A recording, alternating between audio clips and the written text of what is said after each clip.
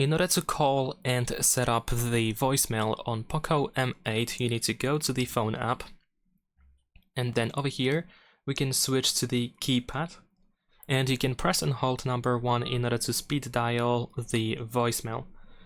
And after that, of course, you can just follow the instructions of the voicemail and you should be able to set it up. Now, on the other hand, if you cannot reach voicemail after pressing and holding number 1, you can go back to the home page, tap on these 3 lines in the upper left corner, and then choose Settings.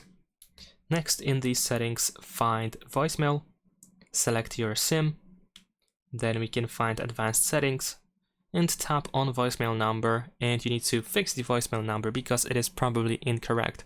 In order to get the voicemail number, you can either try to contact your operator or carrier or service provider and ask them about the voicemail number, or you can just simply try to Google that information. Just type what is the voicemail number of your operator.